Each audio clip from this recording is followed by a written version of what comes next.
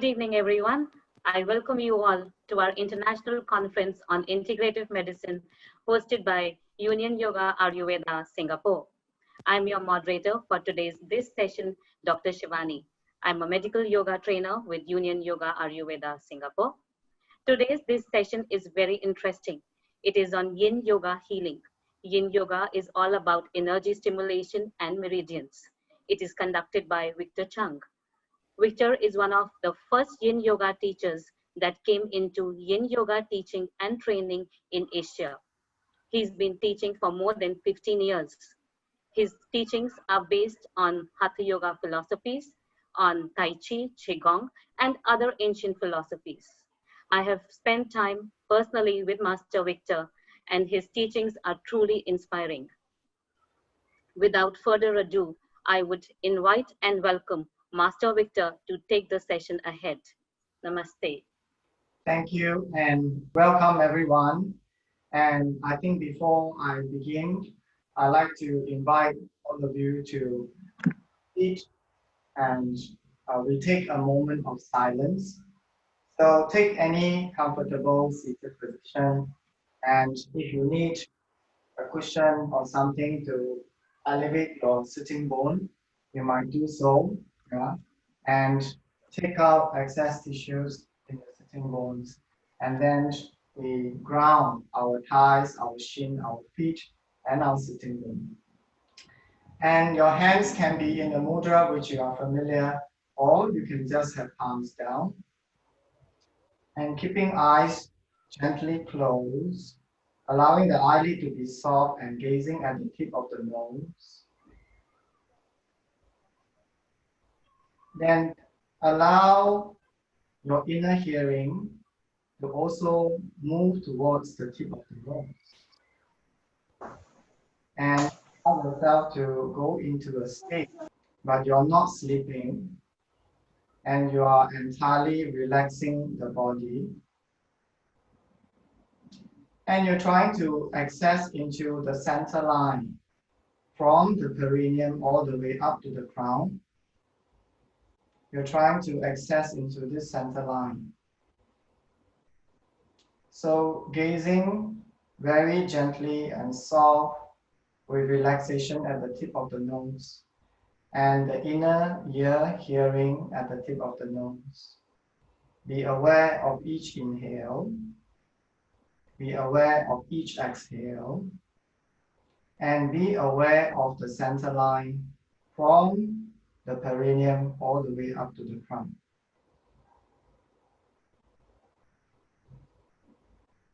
Allow your body to relax. Allow your mind to become soft, as if you are going into sleeping, but you're not sleeping, and you're just going into a deep state of relaxation.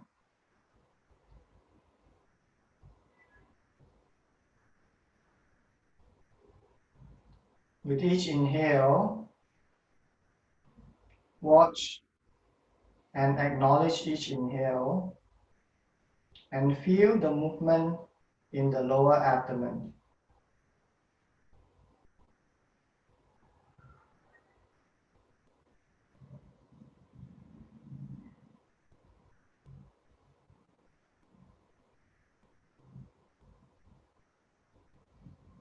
And then slowly bring palms together. Have the thumb touching the heart space. Once again, access into this center line. And then relaxing the spine, relaxing the forehead, and allow the forehead to come into the heart space.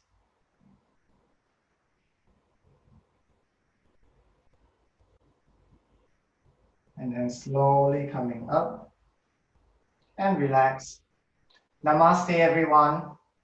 Thank you very much for Union Yoga, and you are so kind enough to invite me to come in to do the first session. And although I don't know a lot, I try my best to give this session. I come from background of energy work, and especially from Chinese medicine and Taoist alchemy. And I have learned Hatha Yoga before I come into the Taoist practices. So now I have blend and combine, and I try to integrate these two practices into my offering of Yin Yoga. I think when we discuss this particular topic on cancer is really, really timely in the sense that many people are affected. And at this very moment, we do not really know what causes this kind of erratic reaction on ourselves in this body. But if we take a look at traditional medicines coming from the East, whether you're discussing it from Chinese medicine or from Ayurveda or from Tibetan medicine, I would say these will be the three mainstream of ancient Eastern medicine. And there is always that perception that illnesses or sickness begins with the mind. Yeah. And the mind is first about our habitual tendency.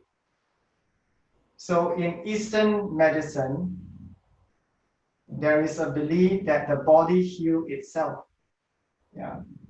And that we don't look for the cure, we look for balancing the body.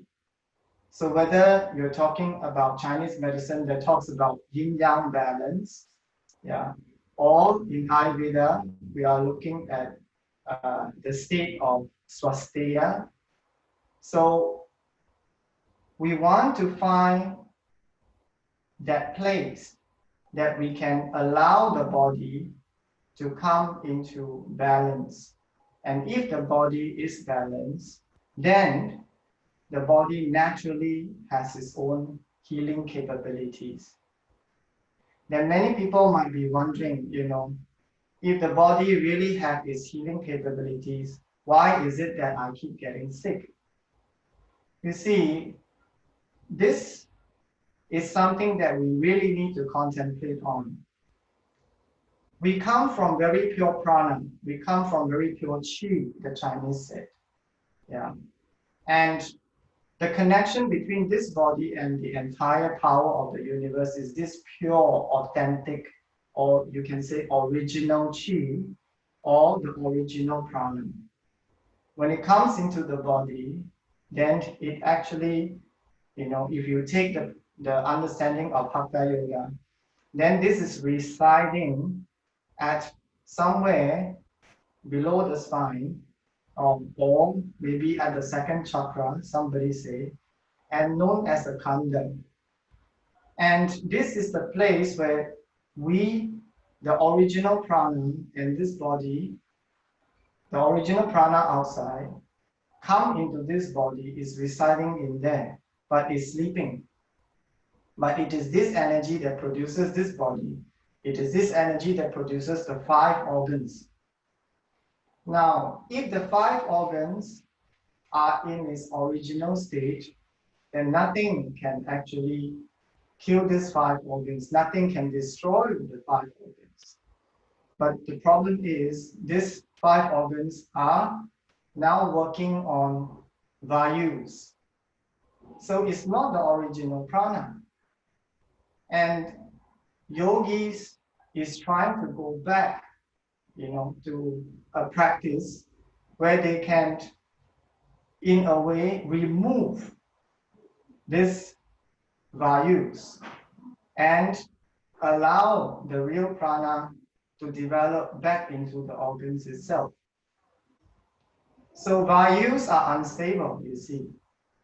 Vayus moves, yeah, left side, right side, and many sides, and it's flow. So sometimes the organs are okay, sometimes organs are not okay. And whether in Ayurveda principle or in Chinese medicine, we say wind is the major cause of all diseases. So in Ayurveda, in particular, Vata, Yeah. So when you have the values that's moving and you have excess vata, then many things will go wrong potentially. So how is it that we can actually work our practice to ground this kind of energy so that the real prana can actually come alive and work? And eventually, Hatha Yoga promises this indestructible state of the body. And in many texts, it suggests that there is a possibility, if the practice is going well, you can rejuvenate the entire body. Whether, in Taoist idea of cultivation to achieve immortality, or when we look at Indian medicine, in Ayurveda, a special um, category, you can say, of medicine is Rasayana, then they talk about how you could go through a process where you could revitalize, inject life back into the body itself so that you can actually continuously be in good health. So it is very important for us to contemplate on this point at this point in time where disease is sort of around our neighborhood. Yeah, we are surrounded by so many potential attacks, from different fronts. Yeah, and of course, cancer continue to be a major contribution of death yearly, in the world.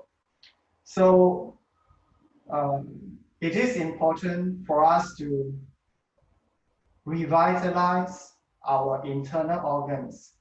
You see, many people practice yoga, but they are not targeting by revitalizing the internal organs.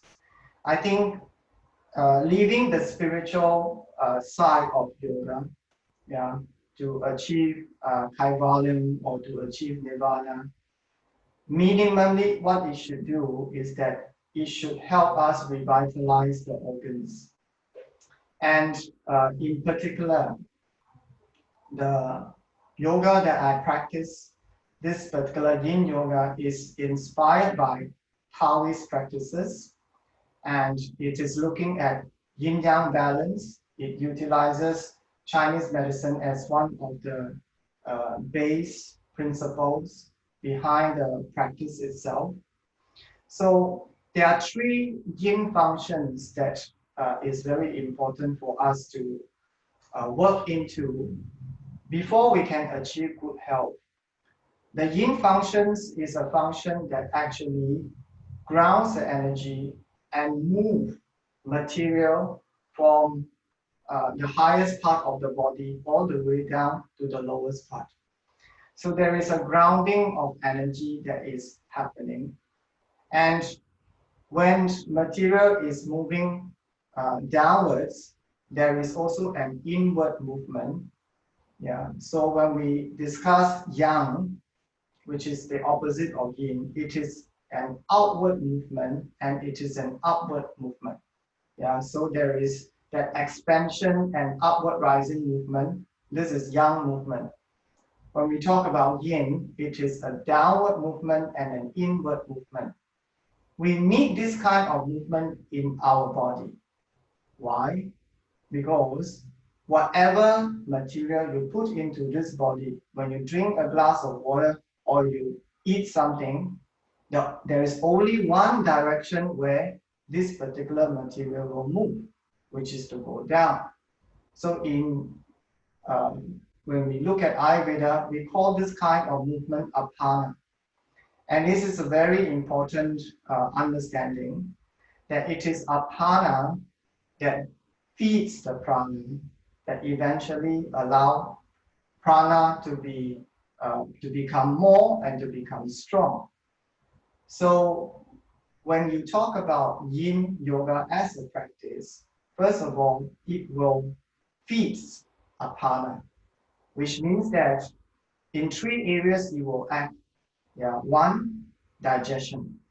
Yeah, so clear advantage of a person that is practicing Yin, what you will feel is that you will achieve a better digestion.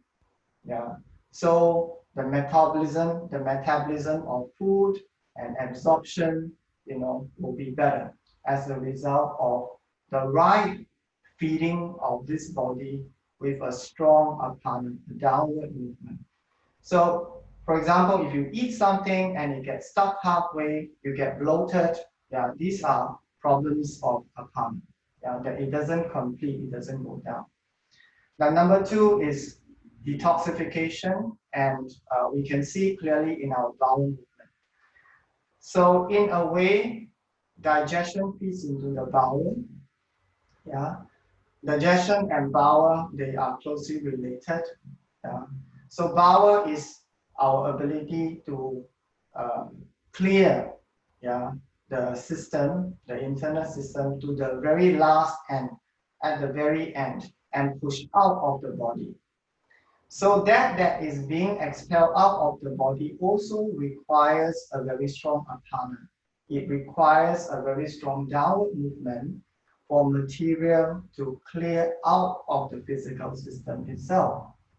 So if all these are done properly, yeah, there is no jam blockages, there is nothing that impedes the completion of digestion as well as detoxification, then you will see that you have good quality of sleep. Yeah. So sleep is also affected by digestion. Sleep is clearly affected by detoxification function. Yeah. So if anybody have a stomach issue or a liver issue, you will find that they don't have good quality of sleep, or they are unable to go into deep sleep. Yeah. Or the sleep is breaking up. So we need to have very good sleep quality for various reasons. Yeah. So if we look at from the Western medical point of view, then all the hormones are rebalanced, yeah, at nighttime. Yeah. So it's very important, and especially for women, you will know if you have a few nights where you do not sleep properly, the next thing there is a lot of hormonal imbalances that comes out of that. Yeah. So whether men or women, yeah, a good sleep is very important for revitalizing the body. In Chinese medicine, we look at sleep as a function of yin-yang switching. Yeah. So in this switch, there is a revitalization process where the body shuts down. Yeah. So it goes into a state of extreme yin so that the next yang can revive out from that. Yeah. So in order for yang to be completely refilling itself in the body, you need to go into a state of immobility, like sleep. Yeah. So of course, then yogis will also argue that, there are many yogic practices that suggest that, you don't need to sleep. Yeah. But we need to understand that unless you have some ability of meditative state, yeah, sleep is still very, very important, yeah, for a normal adult that is working. Yeah. So unless you have certain kind of meditative capability, sleep continues to be very important. So in my practice, yeah, we divide the body into the upper and lower body. And it is the lower body that carries the upper body. Energetically, it is the lower body that feeds energy to the upper body. Yeah. So the feed is very important when you look at the entire mobility of the human body. Yeah. So once you stand up, the imbalances in the lower body will reappear in the upper body. Yeah. So we begin our practice from the lowest part, we address the feet, the ankle, and then we work back up into the pelvis region. Yeah.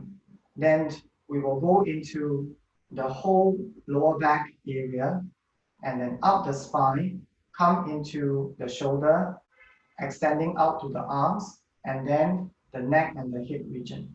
Yeah. So it is a complete system where it starts from the lowest part of the body and developing all the way up again. And energetically, as I've just explained, we emphasize on enhancing and empowering the apana within the body itself so that eventually more prana can be produced as a result of the strong downward movement. So without much further ado, I think it's best that we experience this particular practice. Yeah. So today, maybe for most of you, this is the first practice. So I suggest that you do whatever you can. Yeah. It's important that you try to relax your body. Yeah. So the Taoist is always about the non-doing. Yeah. It's not about doing more. It's about doing less. Yeah. It's not about pushing. Yeah. It's about non-doing. Okay. So it is very important that you find where you can go, what are the limits, and stay within that. Okay. Now, breathing is key in this particular practice, just like any other style of yoga.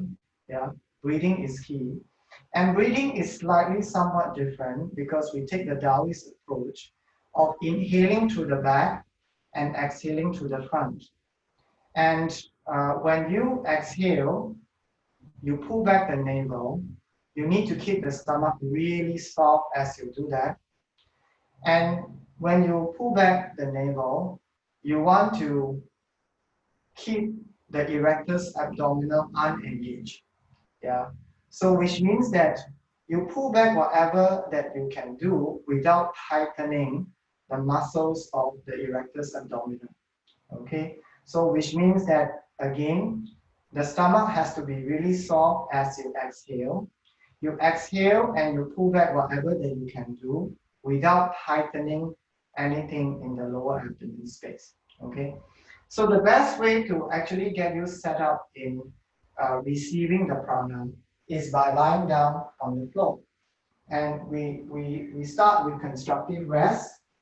So feet apart, knees together, have the sacrum heavy, tailbone heavy, arms by the side, and then you lie back, spread your shoulder blades, palm up, and then relax the whole back into the floor, just like putting down a very heavy bag.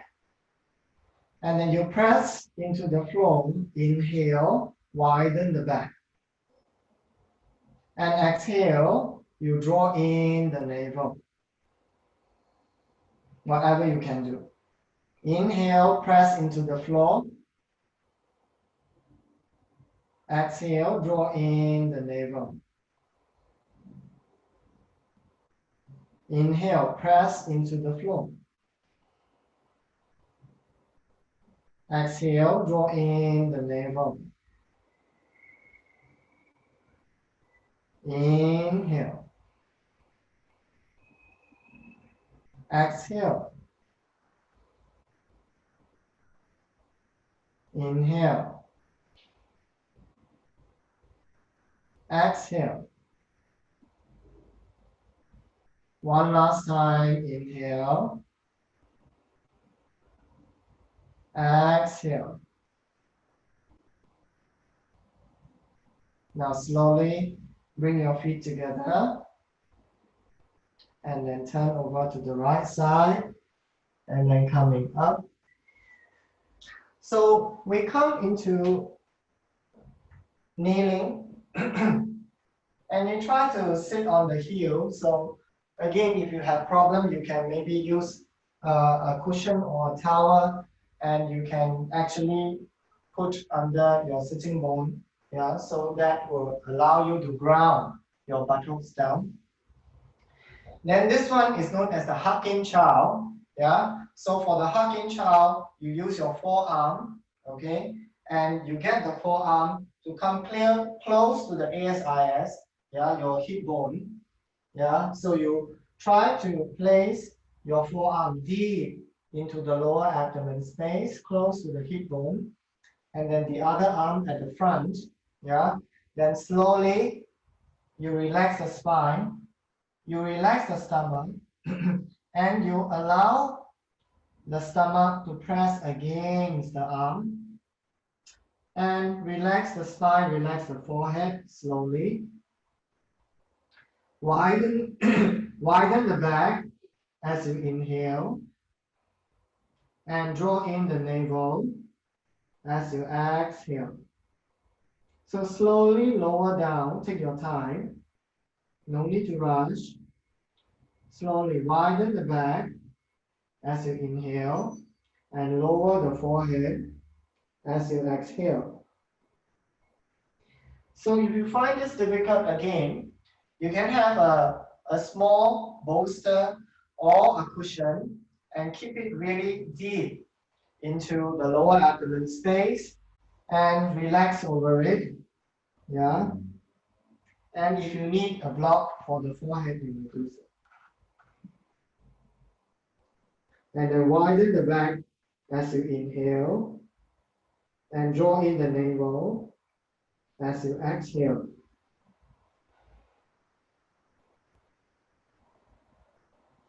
Pay attention to the breathing. So you want to look at widening the sacrum, widening the lower back, widening the shoulder blades, and widening the base of the skull.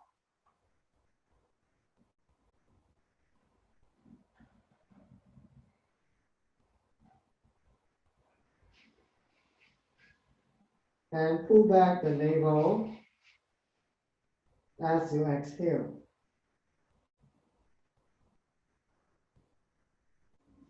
And then slowly coming up and release. So typically we will stay here for some time, yeah. But since everybody is less experienced in doing this kind of practice, so we just give a taste, yeah. So you don't need to be in a state of agony, okay? So the next one you can try, yeah. So your ankle cross, okay? So right on top and left at the bottom. And then you keep your knee close towards each other. It's okay if you have a gap, yeah. And you want to sit over the heel, okay? Now, again, you can use a folded towel, okay? You can, I'm using a small cushion, but you can use a folded towel, yeah? And you sit over the heel and you flatten the ankle. So inhale, widen the back. Exhale, draw in the navel. Yeah. So I just like to let you know, yeah, a little bit about the energetic body. There are 6 meridians that pass through your ankle. Yeah. So it is really important that you have somewhat good mobility in the ankle space. So if there is poor mobility and like tightness and hardening in the ankle space, then we can say that the apana will not be able to complete itself. It will not be able to drive fluid down to the base of the feet, and that's over time there will be problem. Okay. So again, you release, and you are going to change the left on top of the right and cross at the ankle. Yeah. So again, I'm just giving you just a taste. Yeah. So over time, when you are more proficient, you are most welcome to stay here for a couple of minutes. Okay. So when you are here again, be aware of the center line and Inhale, widen the back. Exhale, draw in the navel. Inhale, widen the back. Exhale, draw in the navel. Inhale. Exhale. One last time. Inhale. Exhale. And then slowly we release. The next one might be slightly challenging. Yeah, might be, but we see. Yeah. So this is the needle pose. And I'm showing you to the back because I need you to see that you are working at the ball of the feet. So knees wide and you tuck the toes and you want to flatten the ball of the feet and you want to sit over the heel. Okay, so if you find this very difficult, well, one thing is you can use the block and you can stabilize yourself in this way, yeah, as you work into the tuck toes, yeah. Well, the next option that you could do is to come into, have your head down. This is tuck toe chow, and you can have your forehead supported by a block. So I'm giving you a choice. So it's up to you. Which is it that is comfortable for you? Okay. So again, if we look at the Chinese medicine meridian lines, yeah, the base of the feet is important, yeah, because of the kidney energy, yeah, and we also know, yeah, through fascial research that the base of the feet, the plantar fascia is connected fascially, yeah, with our back tissue, yeah. So somewhat, if you are able to loosen the fascias of the plantar fascia, you are also widening the tissues of the back. Okay, so it's important in that way. Now, each of our toes, they have a termination point of the meridian lines. So it is important to work into poses like that, that put some pressure, yeah, put some stress into the metatarsal bones, yeah, of each of the toes, yeah, to activate those meridians. And then we release.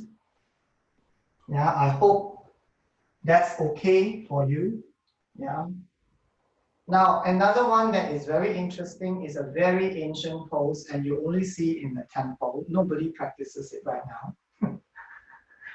Okay, so this one, right feet to ground and left, you turn the toes out, okay, and you can use a block and have the buttock sitting down. Yeah. So for those that goes to Vishnu temple or Krishna temple, yeah, you will know this one. And then you bring palms together. Okay. So I need you to ground the sitting bone and ground the left thigh. Yeah. So this is the left thigh. So left thigh, left shin, left inner feet on the floor, and then right feet down. Yeah, knees up, and again, find the center line of the body. Tailbone to the crown, and inhale, widen the back. Exhale, draw in the navel. So think about grounding the thigh, yeah, grounding the left thigh, making the thighs heavy.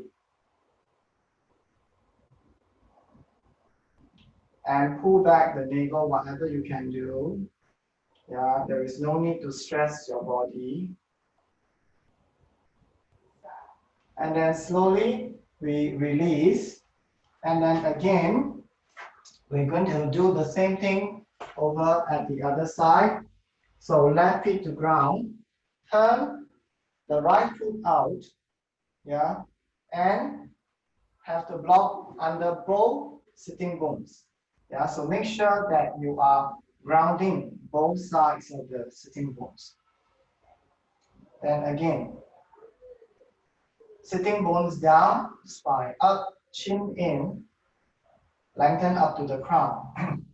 And try to access into the center line. Inhale, widening the back. Exhale, draw in the navel. Breathing along that center line. And then slowly release. Then we come into tuck toes again. Knees together and sit on the heel, and then palms together. Again, find that center line.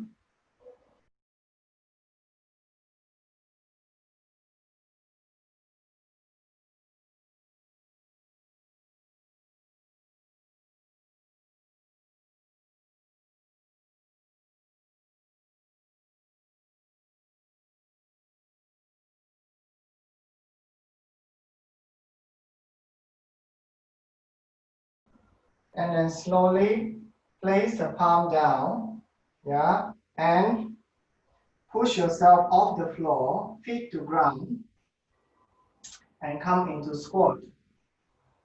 And from here, inhale coming up, exhale soft.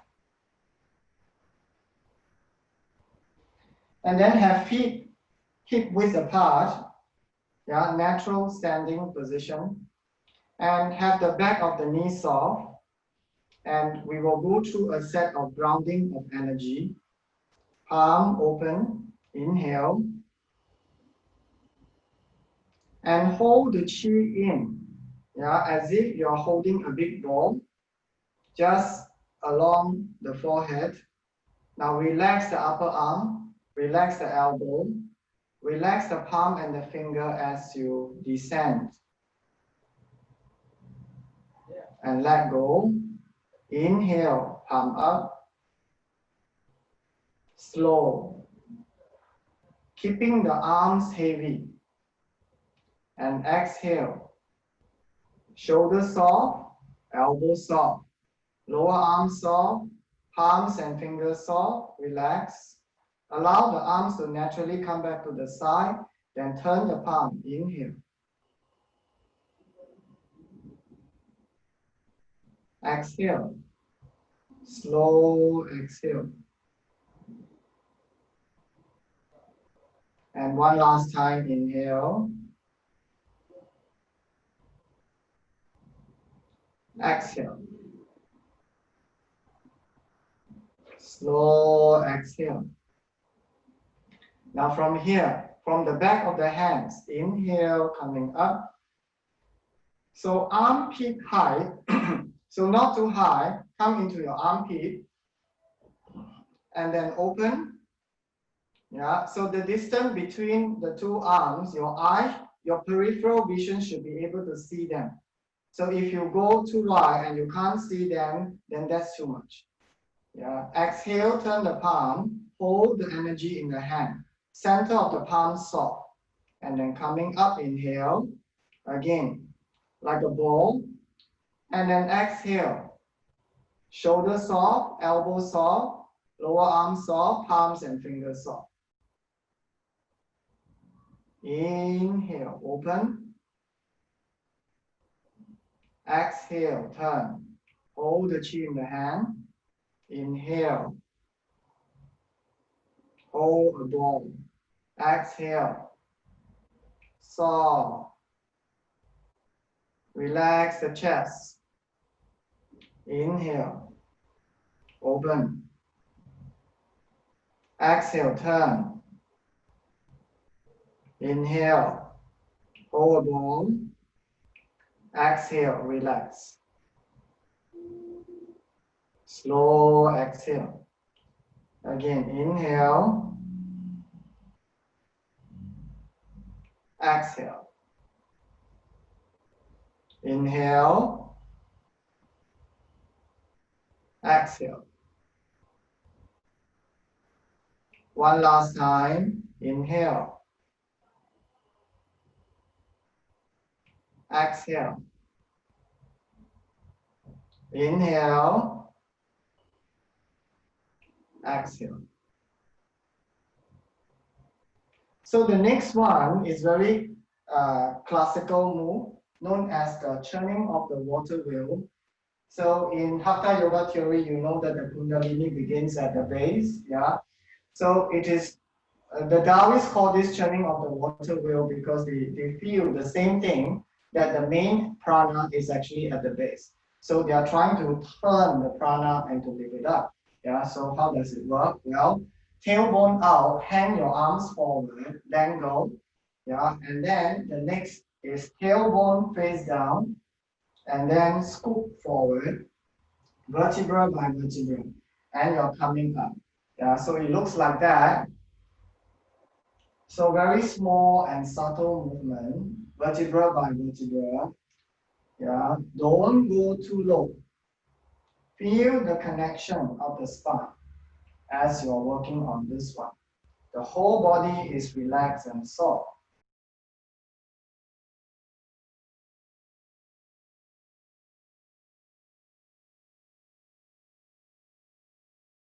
Yeah, tailbone out, tailbone down, scoop forward and coming up. Yeah, tailbone out, tailbone down, scoop. Vertebra by vertebra. Tailbone out, tailbone down, and scoop. Tailbone out, tailbone down, and scoop forward. Slow, soft, and relax as you move.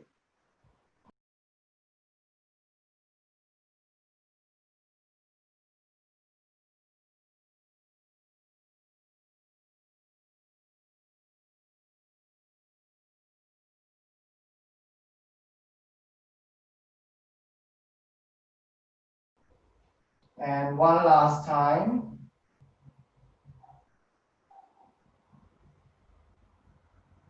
And we will do one closing. Inhale up. Exhale down. And one palm on top of the other. Eyes closed. Feel the warmness of the palm going into the belly button. And allow that warmth at the belly button to penetrate all the way back to the lower abdomen space.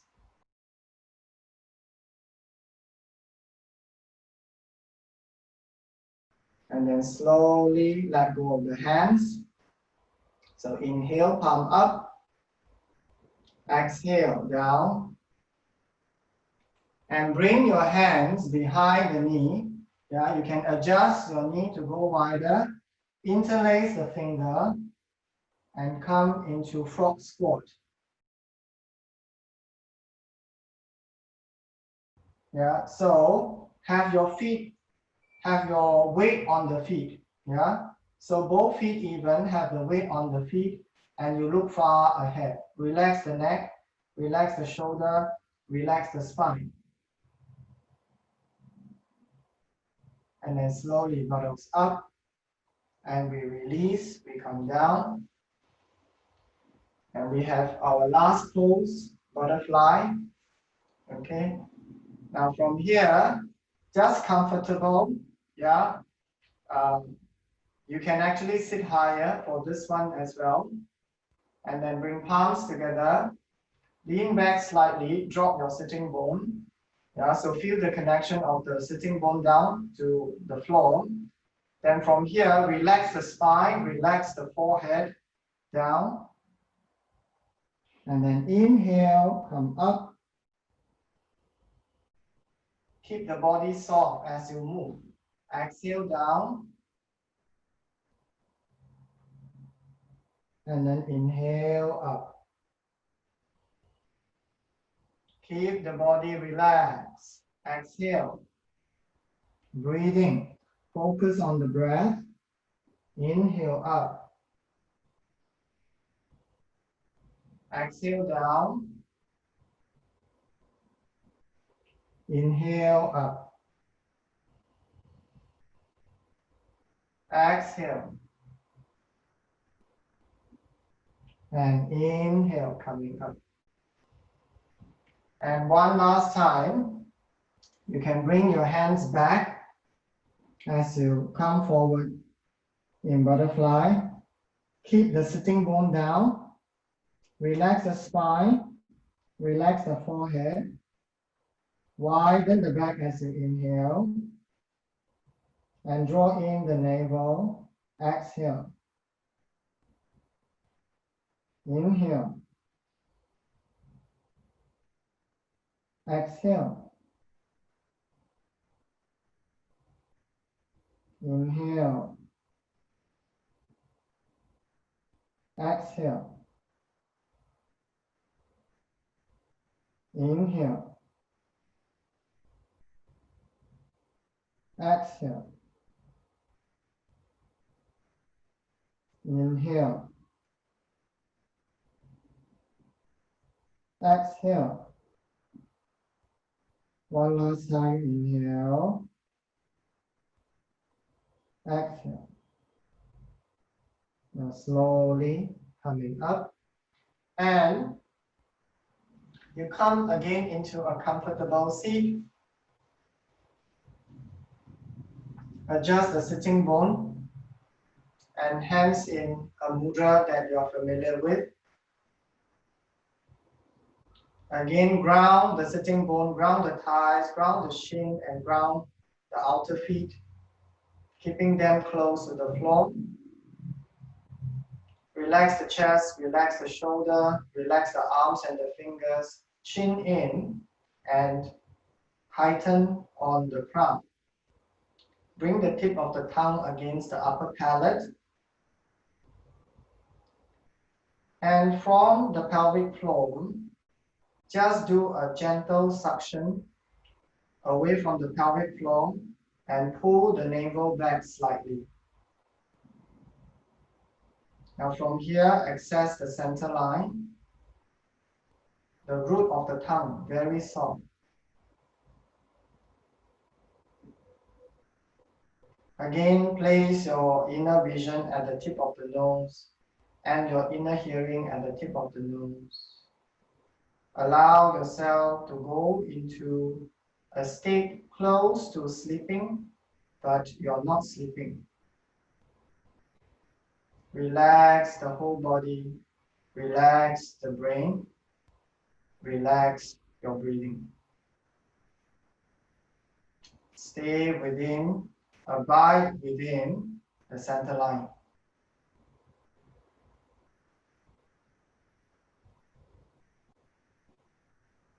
Now bring palms together.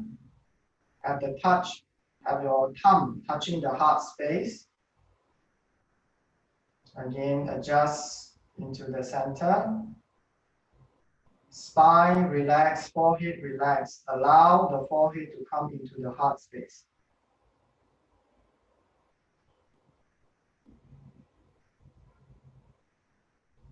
And slowly coming up. So thank you very much, everyone. This will be the end of my sharing today. And I would open up for any questions. Yes, Master Victor, thank you so much. This was a very nice, energizing class. So there are questions coming from our viewers. So the first question which one of the viewers they want to know is, how does your practice help with cancer patients if they have any knee issues? Then how should they manage to do these postures? I think the most important thing, personally, I don't want to assume that I can cure some kind of a disease.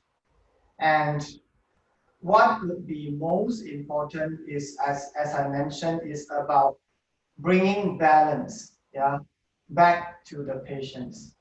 And one of the most critical thing about what yogic practices practices can do is that the practice helps deep relaxation. Yeah. So deep relaxation is what is needed for healing to happen. It's the same thing. As human beings, we cannot not go to sleep. Because one of the healing mechanisms that is taking place that the body really needs is sleep. Yeah. So we cannot say, oh, let me sleep all the hours I need this week, so that next week I don't need to sleep. Or I should sleep all the hours I need today, so that tomorrow I don't need to sleep. No.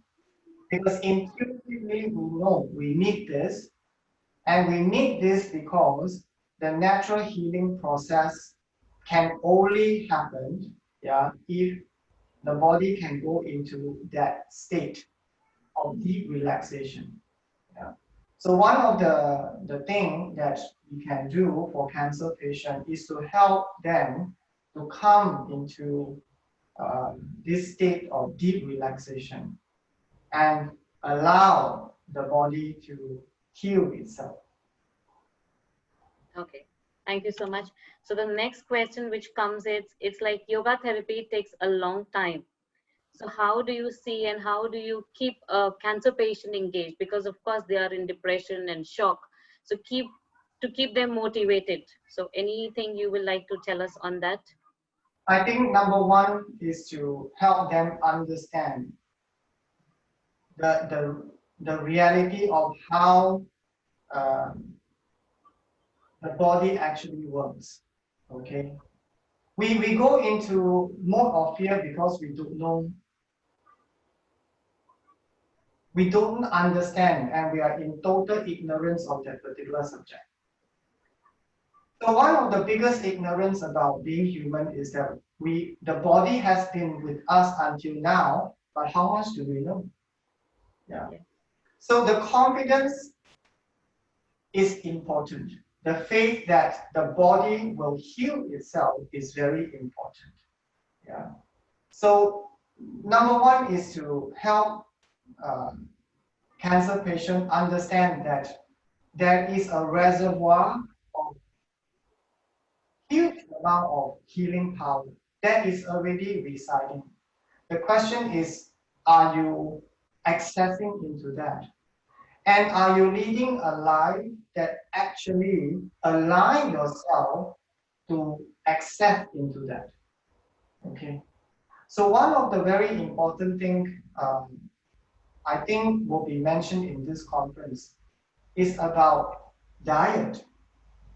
You see, because food is such fundamental thing. Yeah, for us is like again, there's something that I eat everything I want today so that tomorrow and the next day I don't need to eat. No, eating, yeah, food is a daily affair.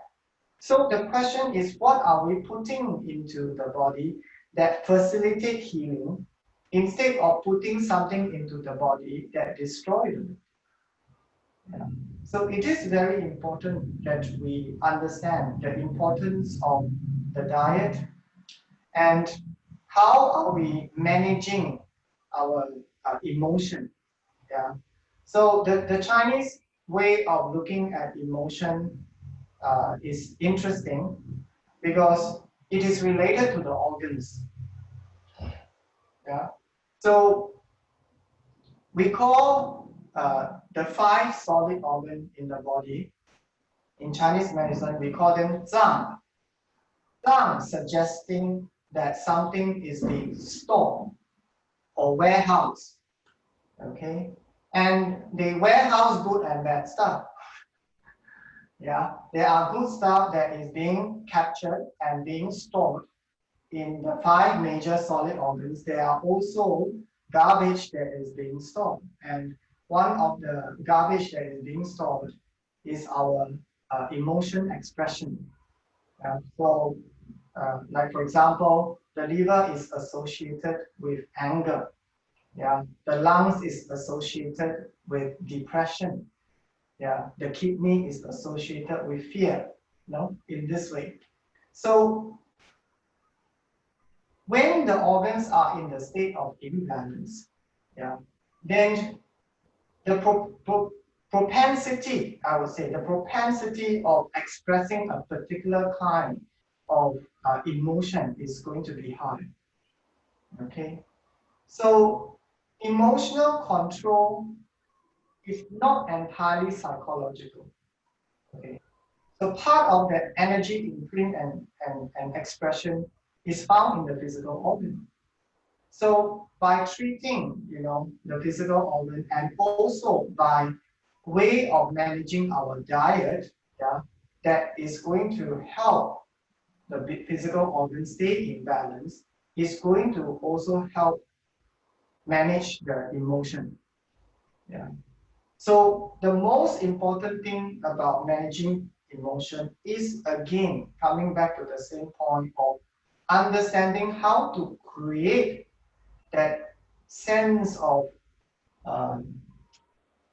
peace, yeah, and relaxation within the body. Okay. So first, you have to understand that this sense of peace and relaxation need to be felt by the body first. Yeah? Because the body is a gross entity that needs to be receiving some kind of a stimulation before you can go pranic, yeah, before you can go into the mind. Yeah. So how do you set up physical is key critical. Is key critical. Yeah. So if you know how to work a physical discipline, that will allow you to come back to this habitual conditioning of relaxing yourself, yeah, and coming back again and again in a daily affair, practicing and coming back to this deep state of relaxation. Yeah, just like what I mentioned in meditation, you focus, but then you allow yourself, yeah, to go into that state, yeah, where you are neither sleeping or awake. Yeah. So this state is known as yogic nidra, yoga nidra. This nidra is important because it is sleep kind of a state that is going to heal you. Yeah. So if in our physical practice, in our meditation, we can come back again and again and be accustomed with this state, yeah, like almost sleep but not sleeping, then the healing naturally will take place. Thank you so much, Master Victor, for this educational, energetic session. It was a pleasure to watch you again here. And a big thank you to all our viewers, to all our attendees from here. Namaste.